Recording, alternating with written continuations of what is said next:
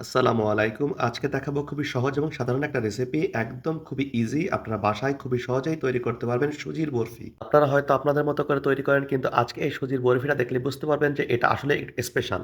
সুজির বরফি তৈরি করার জন্য ১ম এ আমরা কড়াইতে ঘি দিয়ে দিলাম। ঘিটা গরম হয়ে গেলে এর ভিতর আমরা বাদামটাকে ভালো করে ভেজে নিয়ে তারপরে সুজি দিয়ে সুজিটাকে ভালো করে আমরা ভেজে নিলাম। সুজিটা ভালো করে ভাজা হয়ে গেলে এর ভিতর আমরা দিয়ে দিলাম একদম দেশি গরুর খাঁটি দুধ আর দিয়ে দিচ্ছি লাল চিনি।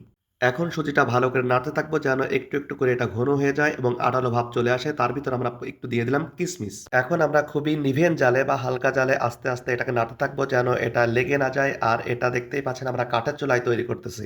আমাদের সুজির বরফি তৈরি করার জন্য মোটামুটি সুজি রেডি হয়ে গেছে। এখন আমরা একটা স্টিলের থালায় ভালো করে এটাতে ঘি মাখিয়ে নিলাম। এখন আমরা ঘি মাখানো স্টিলের থালার উপরে আমাদের রান্না করা সুজিটাকে দিয়ে দেবো এবং খুবই সাবধানে আস্তে এটাকে চেপে সুন্দর করে একটা শেপে নিয়ে আসবো।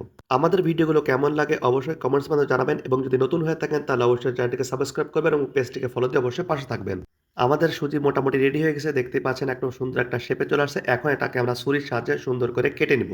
আপনারা আপনাদের ইচ্ছামতো যেকোনো শেপে যেকোনো আকারেই এটাকে কাটতে পারবেন। এখন আমাদের এটা পিস করে কাটলেই তৈরি হয়ে যাবে সুজির স্পেশাল বরফি। সকালের নাস্তায় বা বিকালের চায়ের আড্ডায় এই স্পেশাল সুজির বরফিটি খুবই একটি মজাদার আইটেম হতে পারে। অবশ্যই বাসায় আপনারা একবার হলেও ট্রাই করবেন। আমাদের সুজির বরফি রেডি হয়ে গেছে। আজ এ পর্যন্তই। দেখা হবে আগামীকাল নতুন কোনো ভিডিওতে ইনশাআল্লাহ। ততক্ষণ পর্যন্ত সবাই ভালো থাকবেন। আর আমাদের জন্য দোয়া করবেন যেন আল্লাহ সুবহানাহু ওয়া তাআলা আমাদের রহমত এবং বরকত দ্বারা পরিপূর্ণ করে দেয়। আসসালামু আলাইকুম ওয়া রাহমাতুল্লাহ।